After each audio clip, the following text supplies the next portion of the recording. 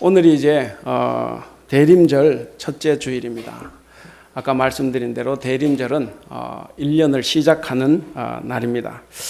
이 몇몇 동양 종교는 그 시간을 출생, 죽음, 그리고 환생의 그 끝없는 순환으로 보기도 합니다. 그런데 이 유대교의 뿌리를 가진 우리 기독교, 그러니까 하나님을 믿는 종교는 그 역사가 하나님의 세계 창조에서부터 종말까지, 그 종말 이후의 재창조, 그래서 직선으로 이렇게 이어집니다. 칼바르트라는 이 유명한 신학자는 그래서 기독교인들은 과거와 미래라는 이 시간 사이에 살고 있다라고 정의를 했습니다. 따라서 대림절은 시간 사이를 살고 있는 기독교인들의 삶의 특징에 대해서 특별히 한번 생각해 보도록 우리를 초대하는 그런 절기입니다. 이 과거를 보면 대림절은 이런 거죠. 과거를 보면 대림절은 하나님의 임마누엘 약속을 상기시켜 줍니다. 하나님께서 우리를 창조하셨는데 우리는 죄 가운데 있었습니다. 죄 가운데 있는 우리를 건져내시기 위해서 예수님이 성육신해서 이 땅에 오셨습니다. 미래를 보면 대림절은 만왕의 왕이고 또 만유의 주이신 임마누엘 하나님이 다시 오실 것을 우리는 고대하며 살아갑니다. 이렇게 우리는 이 과거와 미래라는 이 두 시간 사이에서 지금 하나님께 아기 예수님을 우리에게 보내주신 것을 감사하며 기뻐하면서 살아가는 그런 것입니다.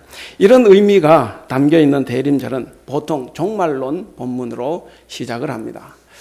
그래서 이 전 세계 교회가 이 교회력에 따라서 설교를 하게 될 때 이 종말 본문으로 시작을 합니다. 그래서 저도 이 교회력에 따라서 지금 설교를 하고 있기 때문에 오늘 종말에 관한 본문으로 오늘 대림절을 시작을 하도록 그렇게 하겠습니다.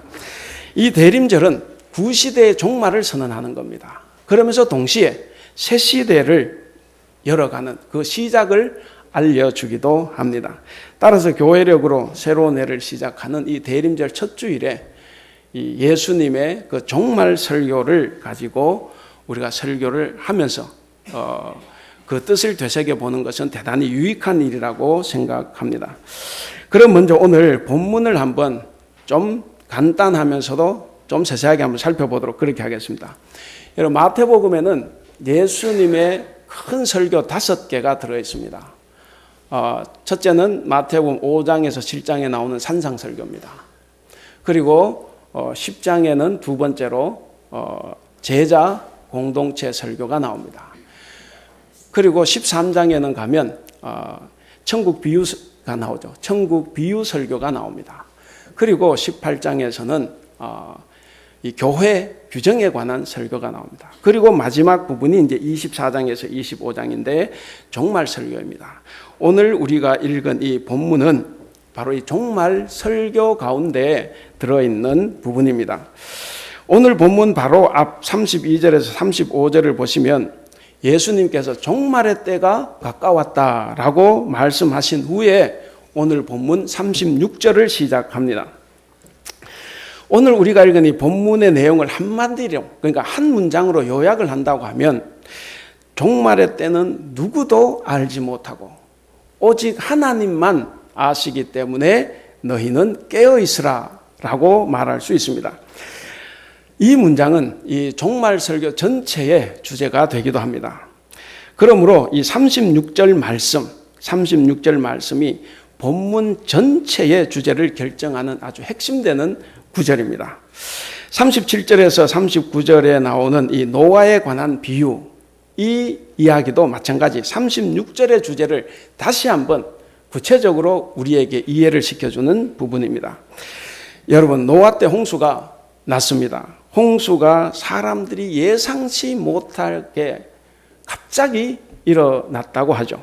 갑자기 일어났습니다. 그것처럼 인자의 임함도, 그러니까 세상의 종말도 그렇게 갑자기 들이닥친다 하는 것입니다.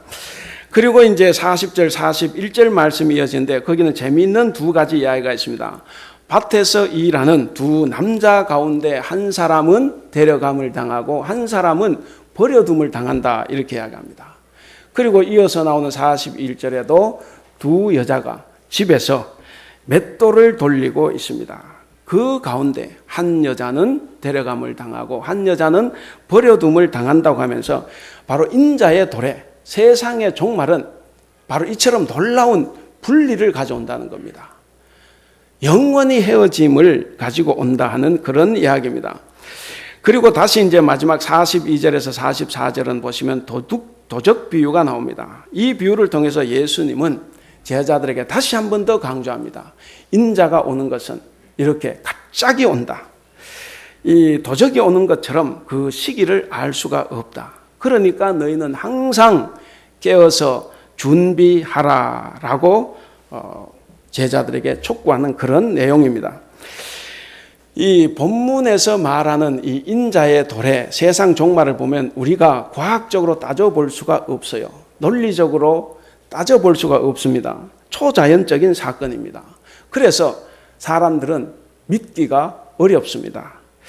이 믿기가 어렵다는 것을 예수님께서도 감안하셨기 때문에 노아 이야기와 같은 성경의 역사를 말씀하셨고, 그리고 사람들이 일상생활 속에서 경험할 수 있는 어떤 예들을 가지고 그날이 되면 갑자기 일어난다는 것을 잘 설명을 해주고 있습니다.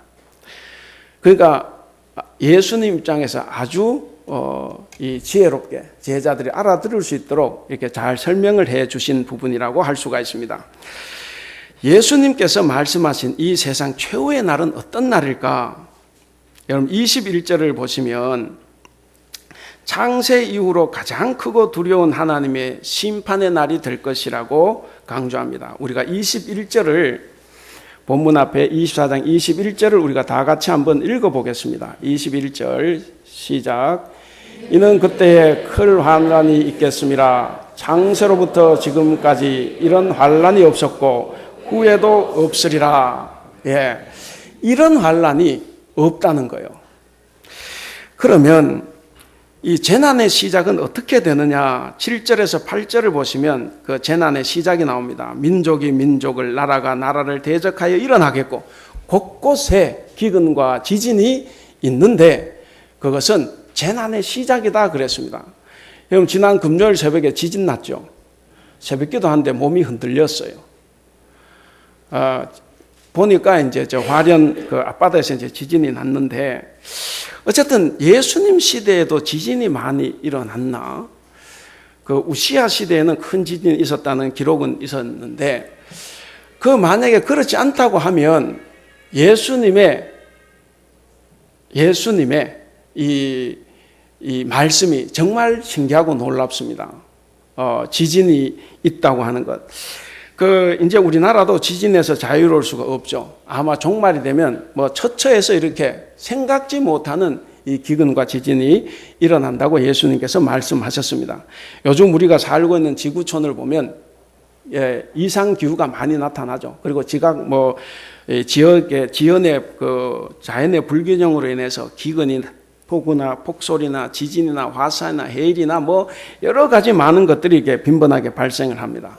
그런데 문제는 뭐냐면 이런 상황 속에서 살고 있는 사람까지도 비인간화되는 이 속도가 점점 빨라지고 있다는 겁니다. 그래서 사람이 사람을 믿지 못합니다. 성도가 성도를 믿지 못합니다. 대통령이 국민을 배신하고 국민이 대통령을 믿지 못하는 지경까지 이르렀습니다. 나라와 나라도 서로 평화를 이루어가는 것보다는 힘과 실리를 바탕으로 해서 약소국을 잡아먹으려고 하고 있습니다. 사람들은 인생을 덧없이 왔다가 덧없이 가는 것으로 말하고 있습니다. 그래서 각자에게 주어진 이 소중한 삶을 유익하고 아름다운 일에 사용하지 않고 헛되이 낭비하는 사람들이 많이 있습니다. 오늘 본문은 바로 이런 종말에 대한 어떤 대비도 없이 일상의 삶에만 파묻혀서 운별하게 살아가고 있는 사람들에게 경고하는 말씀입니다. 주님은 종말의 징조를 분명히 말씀해 주셨습니다. 그리고 그 때를 분별할 수 없다고 말씀해 주셨어요. 그러면서도 재림의 임박성을 강조했습니다. 오늘 이 말씀을 통해서 종말의 시대를 살아가고 있는 저와 여러분들이 어떠한 모습으로 살아가야 될 것인가를 한번 고민하는 시간이 될 수 있기를 바랍니다. 그래서 우린 다 종말을 잘 준비해서 하나님께서 주시는 복, 그리고 천국 백성이 될 수 있기를 기원을 합니다. 먼저 여러분, 인자는 언제 오십니까? 물론 우리가 아까 봤습니다. 빨리 오시면 좋을 것 같죠. 종말은 언제 옵니까? 역시 종말도 빨리 오면 좋겠다 하는 생각을 할 수도 있습니다. 왜? 그래야 이 아픔과 고통도 없어지고 이 불균등, 불평등, 이 불공정한 이 억울한 일들이 없어질 것이니까. 그래서 다 하나님의 나라가서 정말 공평하게, 공정하게, 평등하게, 행복하게 살아가기를 원할 수 있습니다. 그런데 그 구체적인 때를 우리는 모르지 않습니까? 36절 말씀 우리가 다 같이 한번 읽어보겠습니다. 36절 시작. 그러나 그날과 그때는 아무도 모르나니 하늘의 천사들도 아들도 모르고 오직 아버지만 아신다. 아멘. 안타깝게도 종말의 날은 아무도 몰라요. 천사는 초능력을 가지고 있을 것 같은데 천사도 몰라요. 하나님의 아들 예수님은 하나님이신데 그 하나님도 몰라요. 오직 누구만 압니까? 성부 하나님만이 이 시간을 안다는 겁니다. 심판자이신 인자가 도래할 것이라는 이 사실은 결코 부정할 수 없지만 그러나 그 시점은 알 수가 없습니다. 그 예가 노아 홍수죠. 노아 홍수를 예로 들었습니다. 인자가 도래할 그 날과 그 시각은 알 수 없는 것입니다. 노아 시대 사람들은 노아가 방주에 들어가는 그 시간까지도 홍수가 나지 않을 거라고 생각을 했습니다. 그래서 먹고 마시고 장가가고 시집가는 일을 계속 했습니다. 자기들의 일상의 삶을 그대로 살았습니다. 어떻게 됐습니까? 홍수가 모든 것을 다 휩쓸었습니다. 그들은 대홍수가 일어나리라는 이 말을 분명히 이 노인인 노아로부터 들었습니다. 그런데도 그들은 그것을 받아들이지 않았습니다. 왜 그랬을까? 왜 그들은 노아의 말을 듣지 않았을까요? 아마 그 사람들 중에는 꽤나 똑똑한 사람들이 많이 있었을 거다 생각을 합니다. 아마 기상학자 같은 사람도 있었을 거예요. 그래서 보면 이건 절대로 대홍수가 나지 않는다. 홍수가 일어나지 않는다. 그리고 홍수가 나더라도 충분히 우리는 감당할 수 있다. 제방 쌓으면 되고 지붕 다시 고치면 되고 그러니까 걱정할 것이 없다. 이렇게 생각을 했을 것입니다. 그런데 홍수는 어땠습니까? 그들의 예상을 완전히 뒤집어 엎었습니다. 그들은 지금까지 단 한 번도 경험하지 못했던 우리가 말하는 전무후무한 대홍수를 그들은 만나서 다 파멸당했습니다. 그런데 본문에 나오는 이 노아 이야기, 여러분 이 노아 이야기에서 초점은 노아입니까? 다른 사람입니까? 노아는 초점이 아니에요.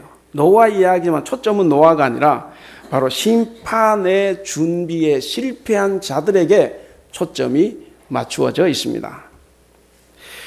이 말씀의 요점은 심판이 이미 자기들 머리 위에 다가왔어요. 자기들 머리 위에 다가와 있는데도 불구하고 사람들은 그저 자기들의 생각과 자기들의 주장과 여전히 자기들의 하는 일 그 방식 그대로 그렇게 살고 있었습니다. 그러므로 본문은 바로 인자의 이 갑작스러운 도래는 이 홍수처럼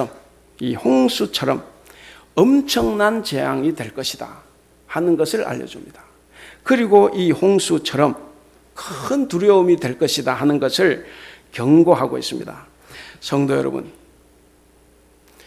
이 엄청난 재앙의 때를 우리가 알지 못하는 것 다행이겠습니까? 불행이겠습니까? 알면 좋겠습니까? 저도 알면 도움이 된다고 생각하지만 그러나 저는 해가 된다고 봅니다. 우리가 알지 못하는 것이 오히려 우리에게 유익이 된다고 저는 생각을 합니다. 만일 우리가 종말의 때를 미리 알아서 그것이 곧 가까이 일어난다. 그 때가 가깝다고 하면 어떻겠습니까? 사람들은 다 자기 일을 내팽개치고 그리고 오직 종말의 때만 집착해서 정상적인 삶을 살아가지 못할 수 있습니다. 그러다가 또 반대로 그 때가 멀다고 하면 어떻습니까? 멀다고 하면 아마 많은 사람들은 종말의 때가 멀리 있다, 10년 뒤에 있다고 생각하면 아마 10년 뒤에 가서 회개하면 되지. 그 전까지 그냥 하나님을 믿으면서도 하나님 없다는 듯이 여전히 자기 주장대로 자기의 고집대로 살아가거나 아니면 세상 향락에 빠져서 역시 정상적인 생활을 할 수 없을지도 모릅니다. 우리는 개인의 종말이든 이 우주적인 종말이든 그때를 알지 못하기 때문에 우리는 시간을 귀하게 여길 수가 있습니다. 우리는 그때를 알지 못하기 때문에 매 순간순간 최선을 다해서 경건하게 살아갈 수가 있습니다. 그러나 주님께서 우리에게 종말의 때를 알려주시지 않은 것이 우리에게 해가 될지도 모른다, 이익이 될지도 모른다 생각하지만 그러나 이것은 하나님께서 우리에게 주시는 큰 은혜고 사랑이고 배려입니다. 성도 여러분, 그러므로 우리는 주님께서 그 때를 감추신 것, 이것에 대해서 불평하지 말고 우리는 감사해야 합니다. 왜냐하면 주님께서는 비록 그 때를 감추시고 그날을 알지 못하도록 하셨어요. 그럼에도 불구하고 뭘 해주셨습니까? 뭘 가르쳐 주셨습니까? 최후의 심판은 반드시 있다는 것을 우리에게 가르쳐 주셨습니다. 그래서 그것을 대비하며 살도록 우리에게 말씀해 주셨기 때문에 우리는 감사할 수 있습니다. 세상 사람들은 이 비밀을 모릅니다. 세상 사람들은 이 비밀을 모르기 때문에 이 엄청난 사실을 망각한 채 자신들의 안위와 안일한 일상적인 삶에만 매진하고 있습니다. 그렇다면 여러분, 우리 성도들은 어떻게 살아야 하겠습니까? 우리 성도들은 세상 사람들처럼 살 수는 없지 않습니까? 만약에 그렇게 살면 먼저 믿는 유익이 뭡니까? 세상 사람이 망할 때 우리도 같이 망한다고 하면 아무런 유익이 없는 겁니다. 예수님께서 가르쳐 주신 이 가르침을 우리는 종말이 오는 그날까지 우리가 사는 이 시간 속에서 우리는 그 사명을 잘 감당해야 됩니다. 그렇게 주님을 맞이하는 삶을 살아가야 합니다. 그리고 두 번째로 우리가 또 생각해 볼 수 있는 것은 종말을 기다리는 성도는 땅의 것만 바라봐서는 안 된다 하는 겁니다. 37절 한번 보시기 바랍니다. 37절을 같이 한번 읽어보겠습니다. 37절 시작. 노아의 때와 같이 인자의 임함도 그러하리라. 아멘. 이 사실 심각한 말씀이에요. 노아의 때와 같이 세상 종말 인자가 올 때도 그때와 같다고 했지 않습니까? 그때 많은 사람들 가운데 누구만 구원을 받았습니까? 노아의 가족이에요. 저는 그 한 가족이 우리 성도들 가운데 한 가족이 될 수 있기를 바랍니다. 이거 심각한 이야기예요. 우리는 교회에 나오고 그저 교회 와서 말씀 듣고 배우고 예배 참석하고 기도하고 전도하고 봉사하고 이렇게 하면 다 구원을 받는다고 생각을 합니다. 그러나 뭔가 한 가지를 더 해야 되죠. 자, 여기에 보면 마지막 때가 바로 노아의 때와 같다고 경고했습니다. 마지막 때에도 사람들은 땅의 일에만, 자기 자신, 하나님이 없는 자기 자신의 일에만 정신을 빼앗기다가 갑작스럽게 임한 하나님의 심판으로 인해 모두가 다 멸망당한다고 지금 경고하고 있습니다. 여러분, 이 경고를 우리는 귀담아 들어야 됩니다. 우리는 귀담아 듣고 우리는 이 경고를 소홀히 하면 안 됩니다. 만약에 우리가 이 경고를 소홀히 하고 우리도 역시 그 전의 사람들처럼 종말은 없다, 이렇게 살다가 다 멸망할 수도 있습니다. 성도 여러분, 이 노아 시대 사람들이 대홍수를 전혀 예상하지 못한 이유가 뭐겠습니까? 왜 노아의 식구들이 그렇게 전하는데도 이 사람들은 믿지 못했겠습니까? 다 알죠? 그들은 다 자기 일상에만 묶여 있었기 때문에 그렇습니다. 자기가 하고 있는 삶에 대한 어떤 반성이나 어떤 회개도 없이 여전히 자기 삶이 옳다고 생각하고 계속 살았습니다. 그들은 마지막 순간까지도 먹고 마시고 장가들고 시집가고 했습니다. 이런 일상이 다 소중하죠. 그럼 소중한 겁니다. 절대로 무의미한 것이 아닙니다. 그러나 자기 자신만을 위한 이런 일상의 삶에만 파묻혀 가는 것은 어리석다고 지금 예수님이 말씀해 주십니다. 성도 여러분, 여러분들의 일상이 계속될 것이다 라고 생각하지 않기를 바랍니다. 하나님께서 일하시는 방식은 절대로 유지되지 않습니다. 끝까지 유지되지 않습니다. 반전이 되고 역전이 됩니다. 뒤집어 엎어집니다. 여러분 청년들의 젊음 좋죠. 젊음이 계속 되겠습니까? 계속 되지 않습니다. 지금 여러분들의 즐거움과 기쁨 계속 지속이 되겠습니까? 그렇지 않아요. 또 반대로 여러분들의 아픔과 고통, 여러분 그것이 계속 지속이 되겠습니까? 그럴 수도 있지만 성경에서는 그러지 않다는 겁니다.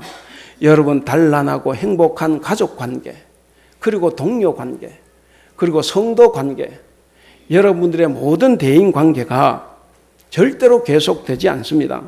언젠가는 여러분 모두는 각자가 그 모든 일로부터 떨어져서 혼자 마지막에 무덤으로 들어가야 합니다. 여러분들이 행복하다고 붙들고 있는 모든 것들로부터 단절됩니다. 그 날과 그 시간이 자꾸 다가오고 있습니다.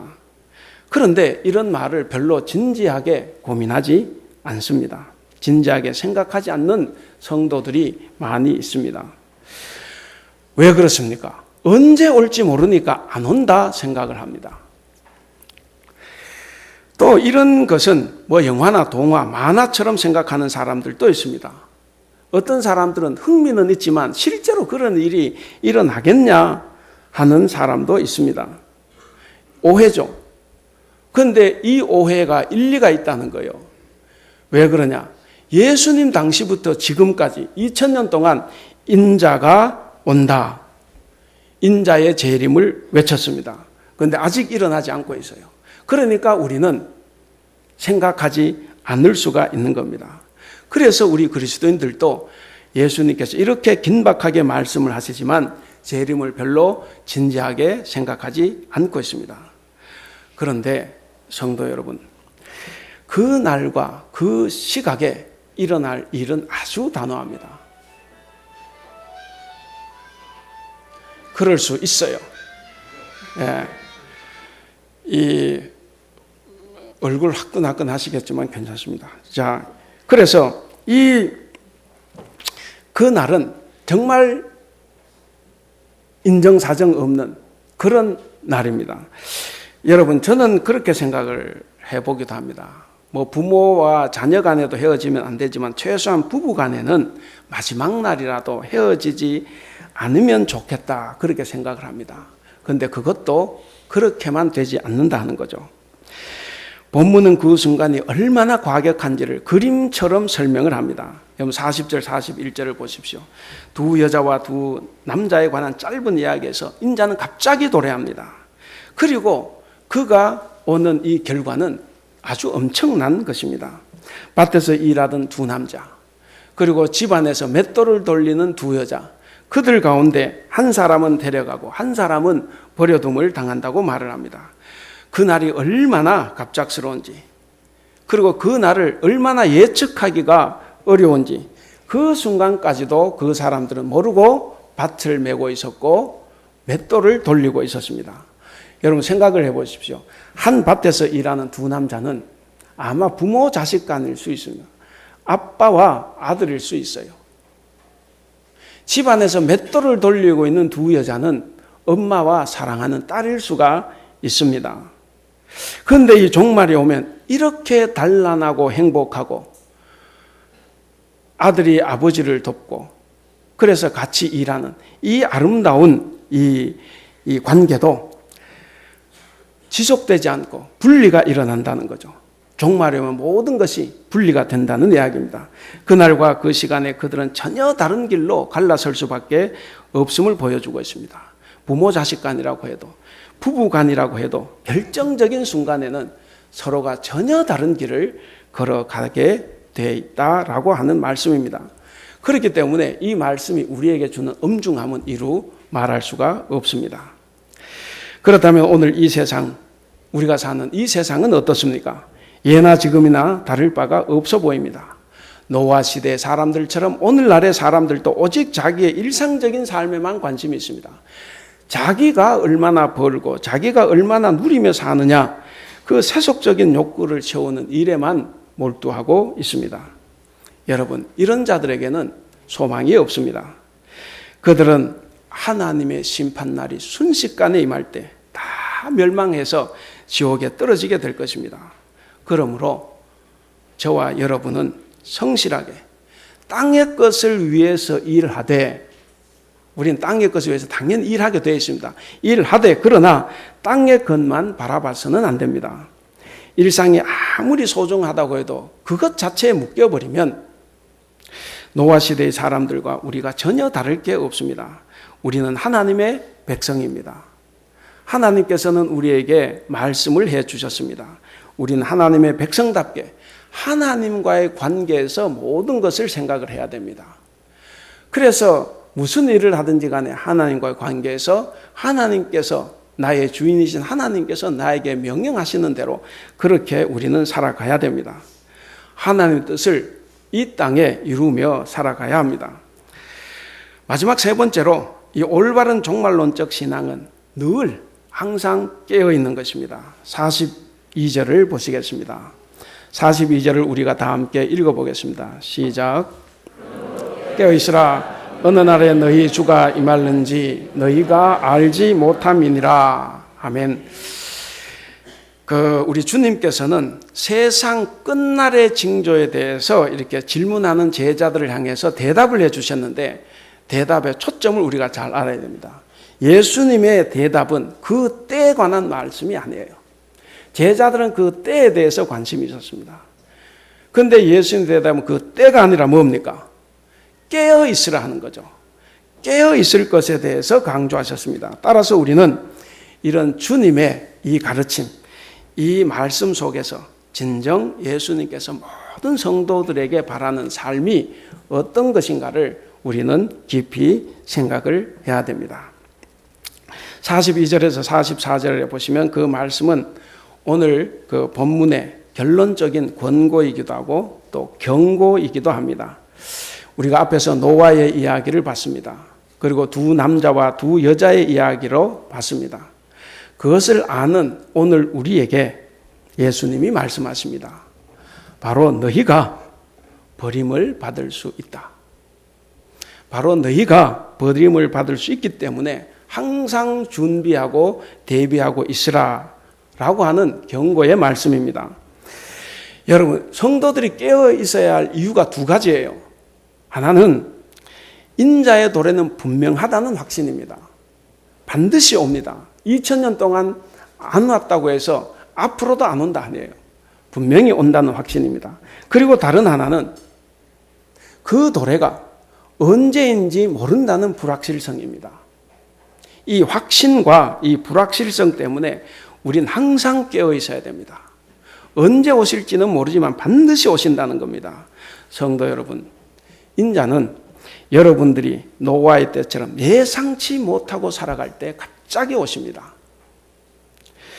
인자가 오실지 모르는 그 불확실성 때문에 우리는 늘 그날을 대비하며 늘 깨어 있어야 합니다. 43절에 보시면 도적 비유가 나옵니다.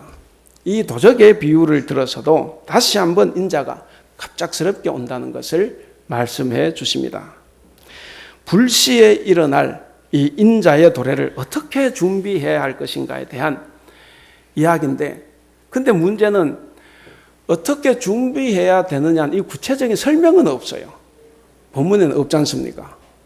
그냥 깨어 있으라, 준비하라 그렇게만 나옵니다. 구체적인 준비는 어디에 나옵니까? 곧 25장에 나옵니다. 25장에서 세 가지 비유가 나오는데 이 비유에서 우리는 답을 찾을 수가 있습니다.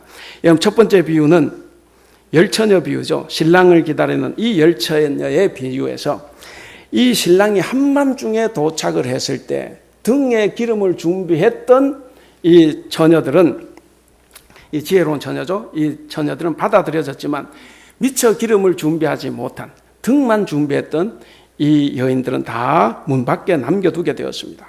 분리가 일어났습니다. 서로 다른 길을 가게 되어 있습니다. 두 번째는 달란트 비유죠.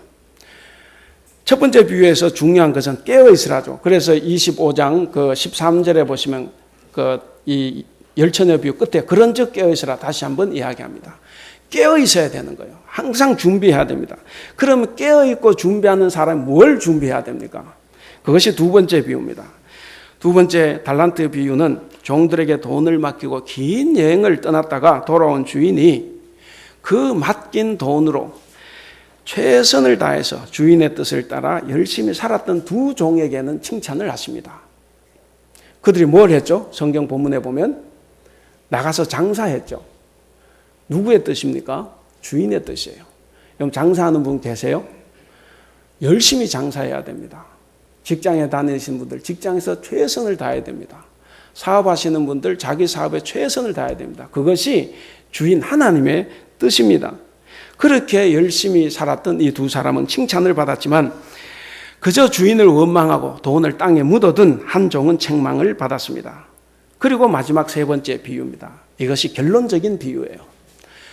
양과 염소의 비유라고도 하기도 하고 최후 심판의 비유라고도 합니다. 거기도 사람은 두 부류로 나누어지죠. 심판날에 관한 경고입니다. 거기 보시면 보잘것없는 사람, 지극히 작은 소자, 그들에게 한 것, 그들을 먹히고 입힌 자들, 이런 자들이 양떼들입니다. 그런 자들은 영생으로 갑니다. 그런데 그런 자들이 자기 주변에 있고 자기를 찾아왔음에도 불구하고 그런 약하고 소외된 사람들을 먹이고 입히지 않았던 이 염소떼들은 어떻게 됩니까?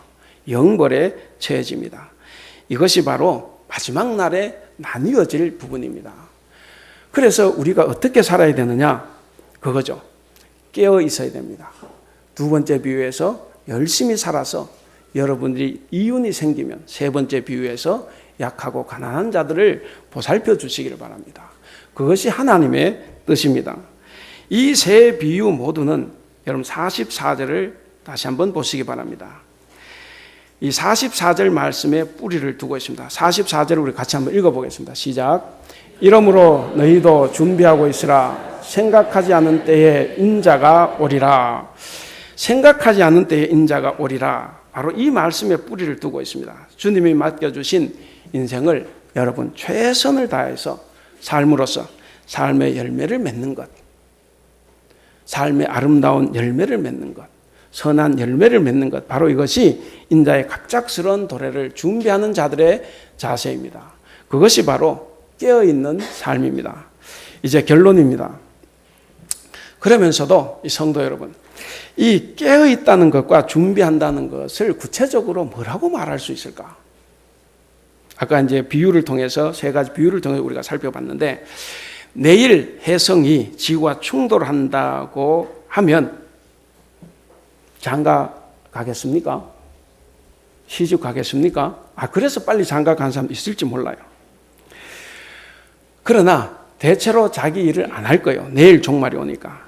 그러나 종말론적인 신앙을 가진 우리 그리스도인들이라고 하면 내일 지구의 종말이 와도 오늘 한 그루의 사과나무를 심을 수 있어야 합니다. 지금 여러분은 한 그루의 사과나무를 심는 삶을 살고 있습니까? 현대인들은 그런 사과나무가 아니라 돈나무, 권력나무, 명예나무를 심는 데 열을 내고 있습니다. 깨어있는 삶이 뭘까? 딱 집어서 말하기는 어렵지만 그러나 원리적으로는 말할 수가 있습니다. 여러분이 지금 하고 있는 모든 일들을 지금 당장 손 놓고 내려놓아도 아까울 것이 없다라는 자세입니다. 집을 잘 짓는 사람이 거기에 내가 천년 만년 산다고 생각하지 않는 겁니다.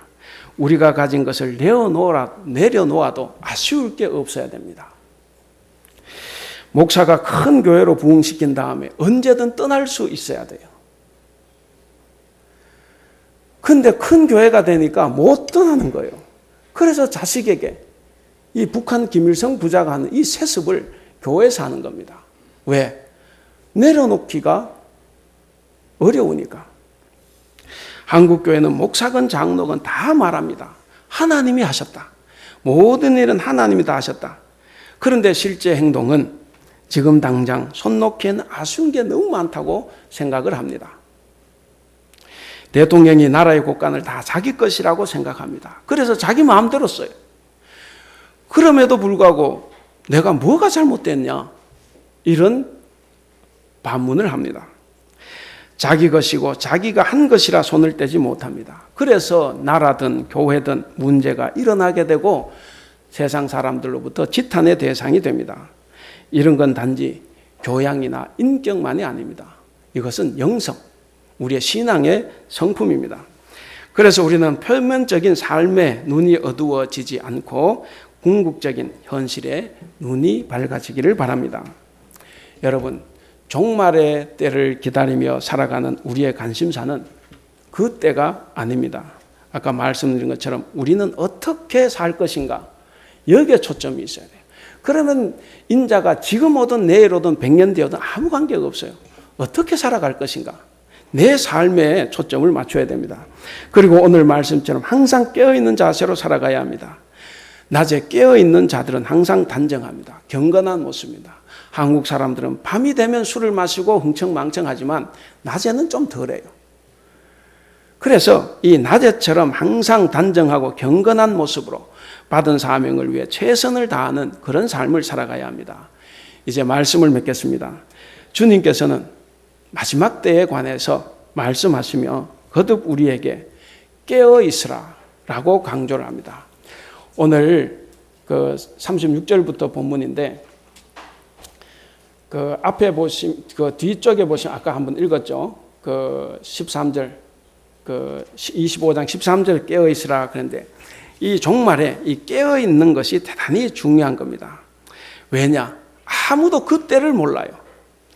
아무도 그 때를 모르고 다만 분명한 것은 그거예요. 누구든 생각하지 않은 그때 갑자기 들이닥친다는 이야기입니다. 아무도 생각하지 못하고 있을 때 예수님이 오시기 때문에 우리는 언제라도 주님을 맞을 수 있도록 준비하라고 그렇게 당부를 하십니다. 사랑하는 성도 여러분, 우리는 오늘 이 본문이 가르쳐주는 것처럼 우리는 항상 깨어 있어야 합니다. 주님의 재림을 기다리는 성도는 깨어서 배고프고 헐벗고 고난당하는 우리의 이웃들을 보살펴야 됩니다. 그것이 하나님의 뜻입니다. 그들의 필요를 채워줄 수 있도록 우리는 늘 깨어 살아가야 합니다. 그럴 때 여러분은 이 세상의 일에 매몰되지 않습니다. 이 세상의 즐거운 일에만 매몰되지 않습니다. 또한 이 세상의 걱정거리로 인해서 결코 좌절하지 않습니다. 하나님께서 주시는 놀라운 평화를 다 경험하실 겁니다. 그래서 여러분 늘 깨어서 준비하는 그런 성도들이 되시기를 바랍니다. 늘 깨어 준비하는 하나님의 백성으로 하나님의 선한 일에 동참하여서 하나님께서 주시는 놀라운 평화와 기쁨과 복을 누리는 여러분 모두가 되시기를 기원합니다. 기도하겠습니다.